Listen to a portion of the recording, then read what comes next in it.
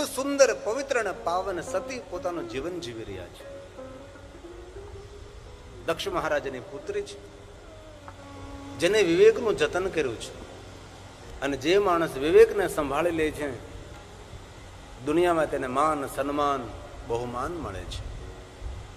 યુવાન પુત્રી સતી માતા વીરણીને કહે છે, માં, તું તો જાણે છે ને મહાદેવની હું પરમ ભક્ત છું. માં, મારે મહાદેવને મળવું છે, આપ મને માર્ગદર્શન કરો, હું શું કરું? માતા વીરણી કહે છે, પુત્રી સતી, હું જાણું છું તું મહાદેવની પરમ ભક્ત છે. બાલ્યાવસ્થાથી ભગવાન શિવની આપ ભક્તિ કરો છો. ભગવાન મહાદેવને મળવા માટે ભગવાન મહાદેવ જેવું તપ કરવું પડે. ઘનઘોર જંગલ, હિમાલય પહાડોની કંદરામાં જઈને ભગવાન શિવનું આરાધન કરો. આપના પિતાની આજ્ઞા મેળવો.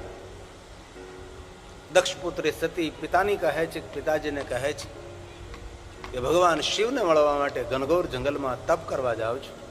માતા પિતાએ કોઈ પણ પ્રશ્નોત્તરી કર્યા વગર પોતાના પુત્રી સતીને ભગવાન શિવનું આરાધન કરવા માટે છૂટ આપે છે. અને સતી પોતાની યુવાવસ્થાની અંદર તપ કરવા માટે તૈયાર થાય છે. નગરના ડાયા અને સજ્જન, પાવન, પવિત્ર માણસો બધા સતીને મળવા આવે છે અને કહે છે કે અમે સાંભળ્યું છે કે આપ યુવાવસ્થામાં તપ કરવા જઈ રહ્યા છો. નગરના માણસોએ સતીનો જય જયકાર કર્યો છે. નગરના સજ્જનો કહેવા લાગે છે કે અમે સાંભળ્યું છે કે વૃદ્ધાવસ્થા આવે ત્યારે લોકો તપ કરવા જાય છે, પરંતુ તમે યુવાવસ્થાની અંદર તપ કરવા જઈ રહ્યા છો. આ નગરનું તમે ગૌરવ છો. અને સતી પોતાના યુવાવસ્થાની અંદર હિમાલય પહાડમાં આવે છે. પહાડની કંદરા, ઘનઘોર જંગલ, સરિતાનું સુંદર તટ, સુંદર તપસ્થલીની શોધ કરી સત્યા જ ભગવાન શિવનું આરાધન કરવા માટે બેસી જાય છે. મહાદેવને યાદ કરે છે, કઠિન તપ કરે સતી. આકાશમાંથી સૂર્ય અગ્નિ વર્ષા કરે છે. ચારો તરફ સતી અગ્નિને પ્રગટ કરે છે અને વચ્ચે બેસીને સતી ભગવાન શિવનું આરાધન કરે છે. ગરમીના દિવસો પૂર્ણ થાય છે, વરસાદના દિવસો શરૂ થાય, ચોમાસું. આકાશમાં વીજળીનો ચમકાર, મેઘની ગર્જનાઓ, ખુલ્લા આકાશમાં સતી ભગવાન શિવનું આરાધન કરે છે. વરસાદના દિવસો પૂર્ણ થાય છે, ઠંડીના દિવસોનો પ્રારંભ થાય ને ઠંડા જળમાં ઉભા રહીને સતી ભગવાન શિવનું આરાધન કરે છે. તેથી માક્ષર માસ એ શિવ સાધનાનો મહિનો છે. એવું નથી કે પવિત્ર શ્રાવણ માસ 12 માસમાં ભગવાન શિવની સાધના કરી શકાય, 12 મહિનામાં ભગવાન મહાદેવની ઉપાસના કરી શકાય છે. માક્ષર માસમાં સતીએ ભગવાન શિવનું કઠિન આરાધન કર્યું હતું. તેથી ક્યારે અવસર મળે તો માક્ષર માસની અંદર પંચાક્ષર મંત્રનું 5 લાખ મંત્ર અનુષ્ઠાન કરવું જોઈએ. પંચાક્ષર મંત્રના 5 લાખ મંત્ર જાપ કરવા જોઈએ. જીવનમાં ક્યારે અવસર મળે તો માક્ષર માસ એ શિવ સાધનનો મહિનો છે. માક્ષર માસની શુક્લ પક્ષની 6મી તિથિ કાર્તિક સ્વામીના પ્રાગટ્યનો દિવસ છે. માક્ષર માસ આદ્રા નક્ષત્રે ભગવાન શિવજીના જ્યોતિર્લિંગ પ્રાગટ્યનો દિવસ છે. એ દિન ભગવાન મહાદેવજી જ્યોતિ સ્વરૂપ ભગવાન શિવ પ્રગટ થયા હતા. જ્યોતિ સ્વરૂપે ભગવાન શિવની ઉપસ્થિતિ થઈ હતી. બ્રહ્મા અને વિષ્ણુની વચ્ચે ભગવાન અગ્નિસ્તંભ સ્વરૂપે પ્રગટ થયા હતા. તે સમયનું નામ છે માક્ષર માસ આદર નક્ષત્ર. જે માણસ માક્ષર માસ આદર નક્ષત્રના દિવસે ભગવાન શિવની પૂજા કરે છે અથવા દીપમાલા પ્રજ્વલિત કરે છે, તેને 100 મહાશિવરાત્રિનું પુણ્ય પ્રાપ્ત થાય છે. તેથી આદર નક્ષત્ર માક્ષર માસનો અદ્ભુત મહિમા છે. અયોધ્યા દાસે શિવ ચાલીસાનું ગાન કર્યું તો માક્ષર માસનો ઉલ્લેખ કર્યો છે. આ મહિનો મહાદેવની સાધનાનો મહિનો છે. જે કાર્તિક માસ પૂર્ણ થાય છે અને કાર્તિક માસ પછી માક્ષર માસનો પ્રારંભ થાય છે, એ સંપૂર્ણ મહિનો ભગવાન શિવની ઉપાસનાનો મહિનો છે. માગસરે છઠ હેમંત ઋતુ. ઠંડીના દિવસો માક્ષર માસ વિશેષ પ્રકારે મહાદેવની ઉપાસના કરતા. વિશેષ પ્રકારે શિવનું પૂજન કરવું માક્ષર માસમાં. પણ આપણે તો એવું સમજે છે કે પવિત્ર શ્રાવણ માસમાં શિવ ઉપાસના થાય. આ મહિનામાં લક્ષ્મીજીનો ભગવાન મહાદેવ મળ્યા હતા. લક્ષ્મીજીએ ભગવાન શિવનું આરાધન કર્યું. જ્યારે લક્ષ્મીજીની સામે ભગવાન શિવ પ્રગટ થયા અને આ મહિનામાં બિલવૃક્ષનું પ્રાગટ્ય થયું. તેથી પવિત્ર શ્રાવણ માસમાં આપણે વધારે બિલ્વપત્ર ભગવાન શિવને ચડાવીએ છીએ. કારણ કે ભગવાન શિવજીએ લક્ષ્મીજીને વરદાન આપ્યું છે કે આપને સાધનોનું ફળ આ બિલ્વવૃક્ષ છે. અને સ્વયં શંકર ભગવાને બિલ્વવૃક્ષનો મહિમા ગાયો આ માસની અંદર, પવિત્ર શ્રાવણ માસની અંદર. પવિત્ર શ્રાવણ માસમાં થોડી કરેલી મહાદેવની સાધના અધિક ફળ આપે છે. થોડી કરેલી સેવા, થોડી કરેલી પૂજા, થોડું પણ સત્કર્મ, થોડું દાન અધિક ફળ આપનાર આ મહિનો માક્ષ પવિત્ર શ્રાવણ મહિનો છે. ભાદરવ મહિનો કમ નથી. આપણા સર્વ પિતરોને તૃપ્ત કરનારો મહિનો ભાદરવ મહિનો છે.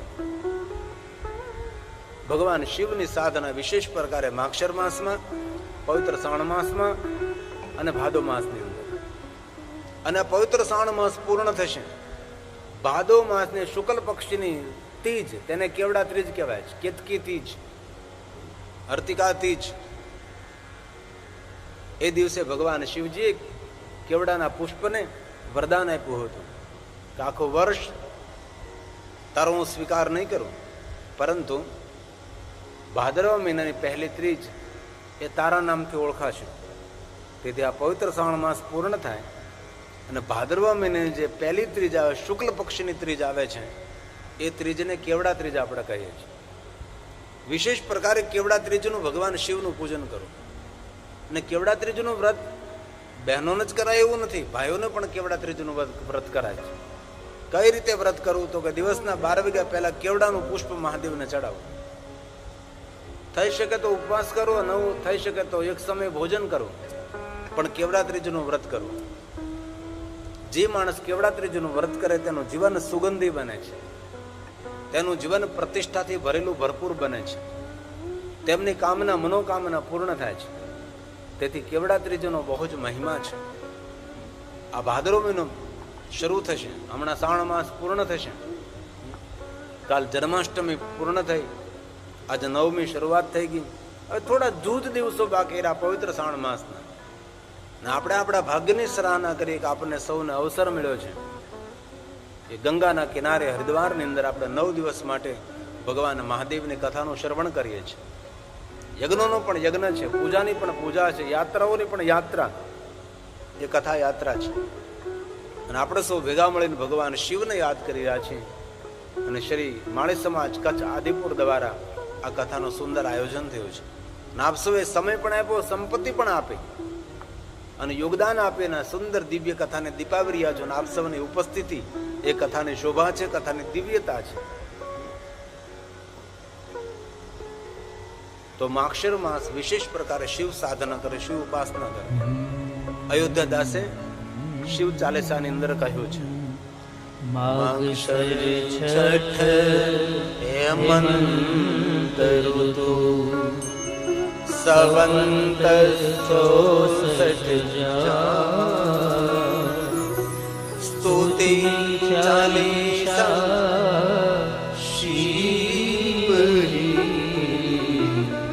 પૂર્ણ કલ્યાણ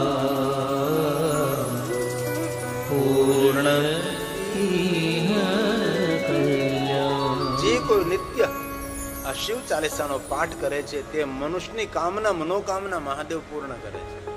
ધન નિર્ધન કો દિત સદાહી, જો કોઈ જાસે હો ફલ પાય. કોઈ દંપતીને પુત્ર કે પુત્રી ન હોય એને ભગવાન શિવની સાધના કરવાનું કહો. જ્યાં ત્યાં જેમ તેમ જે તે જગ્યાએ ભટકવાની જરૂર નથી. ભગવાન શિવની ઉપાસના કરવાથી પુત્ર હિનકર ઈચ્છા કોઈ નિશેષ શિવ પ્રસાદ તે હોય. ભગવાન શિવની સાધના કરનારો એક પણ વસ્તુથી વંચિત ન રહે. દરેક કામના મનોકામના પૂર્ણ કરનાર ભગવાન શિવ છે. તેથી વિશેષ પ્રકારે શિવ સાધના મનુષ્ય માત્ર પોતાના કલ્યાણ માટે, પોતાના હિત માટે, પોતાના સર્વ મંગલ માટે મહાદેવની સાધના કરવી છે. કાંઈ ન થઈ શકે તો હાલતા ચાલતા, બેસતા ઉઠતા, ખાતા પીતા, ઊંઘતા જાગતા પંચાક્ષર મંત્રનો જાપ કરો. પવિત્ર અવસ્થામાં અપવિત્ર અવસ્થામાં પ્રણવથી સંયુક્તમ જપે પંચાક્ષરમ. પ્રણવ અકાર ઉકાર મકાર તેને પ્રણવ કહેવાય છે. ઓમકાર બિંદુ સંયુક્તમ નિત્યમ ધ્યાયંતિ યોગિનમ કામદમ મોક્ષદમ ચેવમ ઓમકારાય નમો નમઃ. આપણો કોઈ પણ મંત્ર હોય, ઓમ વગર એ મંત્ર અધૂરો છે. ઓમથી મંત્રની પૂર્ણતા થાય છે. તેથી નમઃ શિવાય નમઃ શિવાય નમઃ શિવાય એ પંચાક્ષર છે. પણ ઓમ નમઃ શિવાય ઓમ નમઃ શિવાય એ ષડક્ષર છે. અને જે કઈ પ્રશ્નો હોય ને શિવપુરાણને વાંચી લેવો હતો. વક્તાઓ અલગ અલગ અલગ મત મતાંતર બતાવ્યા કરે ને શ્રોતાઓ બધા ભ્રમિત થતા રહે છે. કાલે કોઈ વક્તા કહેતા હતા કે એ તો ગુરુમુખી હોય એને જ ઓમ નમઃ શિવાય બોલે. હવે શિવ મહાપુરાણમાં સ્પષ્ટ કહ્યું છે કે આ ઓમ નમઃ શિવાય મંત્ર શિવના મુખમાંથી પ્રગટ થયેલો છે, સર્વભૌમ છે, દરેક માનવ માત્ર માટે કલ્યાણકારી છે, હંમેશા સુખદ ફળ આપવા માટે ટેવાયેલો આ મંત્ર છે.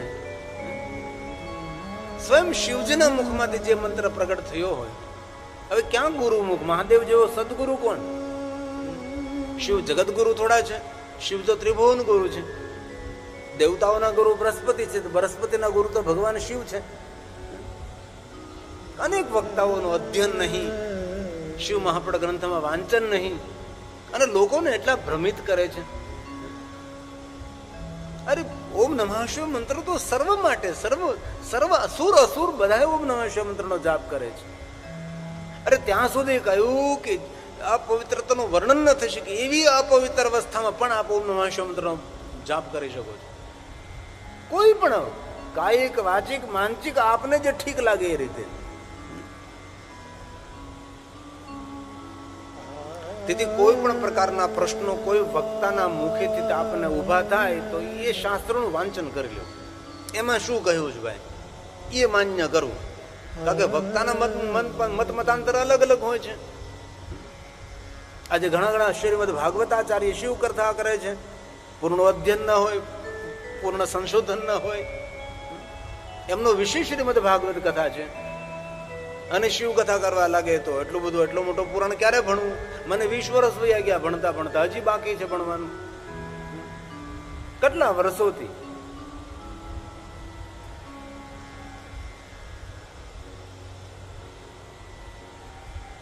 વર્ષથી જ્યાદા 25 વર્ષથી પ્રકાશજી મારા સંપર્કમાં છે. કેટલા વર્ષો વીતી ગયા, છતાં પણ જે ભણવાનું પૂરું, હજી પણ સમય મળે ત્યારે ભણી લઈએ છીએ. તો કોઈ પણ શિવજીને લગતો કોઈ પ્રશ્ન ઉભો થાય ત્યારે કોઈને પૂછવાની જરૂર નથી. શિવ મહાપુરાણ ગ્રંથોનું અધ્યયન કરી લે. અને મહાદેવના ભક્તોથી એકવાર શિવ મહાપુરાણ ગ્રંથ વાંચવો જ જોઈએ. થોડો રોજ શ્લોકમ શ્લોકાર્ધમ એવ ચ સ પાપાન મુચ્યતે ક્ષણાત. અડધા શ્લોકનો પણ પાઠ કરે તો માણસ જીવનભરના પાપોમાંથી મુક્ત બને છે. વાંચન નથી કરતા આપણે, તેથી આપણા જીવનમાં અનેક પ્રકારના પ્રશ્નો ઉભા થાય છે. શિવ એક એવા દેવતા છે જીવનની દરેક કામનાઓની પૂર્તિ કરનારા છે. અને ભગવાન વિષ્ણુ એ દેવતાઓનું કે દેવતાઓ સાંભળો તમે, જે મનુષ્ય બાલ્યવસ્થાથી મહાદેવની સાધના કરે તેના જીવનમાં કોઈ ખોટ પણ ન રહે અને તેના જીવનમાં કોઈ ઓટ પણ ન આવે. ઓટ મતલબ મળવું અને પાછું જતું રહેવું, તેને ઓટ કહેવાય. જેમ દરિયામાં ભરતીને ઓટ આવે એ રીતે ઘણા માણસોના જીવનમાં ખૂબ ધન આવે છે, એ ધન પાછું ક્યારે હાથમાંથી જતું રહે, સરી જાય તેની ખબર નથી રહેતી. પણ મહાદેવના જે ભક્તો છે તેના જીવનમાં કોઈ ખોટ મતલબ નહીં મળવું, તેને ખોટ નથી કહેતા કે ભાઈ ધનની ખોટ છે, સંતાનની ખોટ છે. ઘણાને અંગમાં ખાપણ ખોટ હોય, અંગ ભંગ હોય, દિવ્યાંગ હોય. અને ધન્ય તો તે જ માતા પિતા છે જે માતા પિતા પોતાના બાળકોને શિવ ભક્તિનું વરદાન આપે છે, જે માતા પિતા પોતાના બાળકોને મહાદેવની ભક્તિનું માર્ગદર્શન કરે છે. અને સ્વયં ભગવાન વિષ્ણુજી આ બધી કથાઓ કીધી છે. દેવતાઓની ઉપસ્થિતિમાં અને બ્રહ્માજીની હાજરીમાં ભગવાન વિષ્ણુજીએ શિવજીનું ખૂબ મહિમા ગાયો છે. આ જેટલા લિંગો છે, લિંગોનો મહિમા ભગવાન વિષ્ણુએ ગાયો છે. વિષ્ણુ ભગવાને પોતાના કરકમલો દ્વારા દરેક દેવતાઓનું યોગ્યતા પ્રમાણે શિવલિંગો આપ્યા છે. શિવલિંગના અલગ અલગ પ્રકારો છે.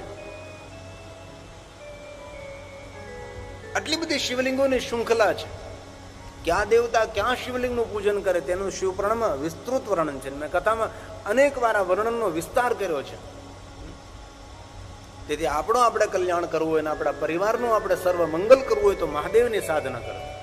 ભલે દુનિયાના દરેક દેવતાઓ આપણા માટે પૂજ્ય છે, દરેક દેવતાઓ આપણા માટે વંદનીય છે, પણ મૂળ તો શિવ છે. અને કોઈ પણ દેવતાઓનું જીવન ચરિત્ર આપ જો, મૂળમાં શિવ છે. રામજીનું જીવન ચરિત્ર જો, મૂળમાં શિવ. કૃષ્ણનું જીવન ચરિત્ર જો, મૂળમાં શિવ. બ્રહ્માનું જુઓ તો મૂળમાં શિવ. વિષ્ણુ ભગવાન જો, મૂળમાં શિવ. ઇન્દ્રને જો, શિવ. કુબેરજીને જો, શિવની ઉપાસના. અરે સુર અસુરનો દેવતા ભગવાન શિવ છે. અરે વનવાસીઓનો દેવતા ભગવાન શિવ છે. ભીલેશ્વર મહાદેવ, ભીલ લોકો મહાદેવની ઉપાસના કરે છે. હરણાઓને મારીને પોતાનો આહાર માનનારા ભીલ લોકો, જે વનમાં રહેતા વનવાસીઓ, એમનો પણ ઈષ્ટ શિવ છે. અરે એવી કથાઓ છે પુરાણોની અંદર કે ઘણી કથાઓ તો આપણને મગજમાં ઉતરે નહીં કે આવા ભગવાન મહાદેવ, આવા માણસો પર પ્રસન્ન થતા હશે. પેલી મહાશિવરાત્રીની કથા, રુદ્ર નામનો ભીલ શિકાર કરવા નીકળ્યો હતો, હરણાને મારવા નીકળ્યો હતો. એનો કોઈ ઉદ્દેશ નહીં હતો કે શિવ પૂજા કરવી, મહાદેવને જલ ચડાવવું, બિલોપત્ર ચડાવવું. અજાણતા પૂજા થઈ રાત્રિમાં અને શિવ તેને મળ્યા છે. આવા સરળ કોણ દેવ હોઈ શકે?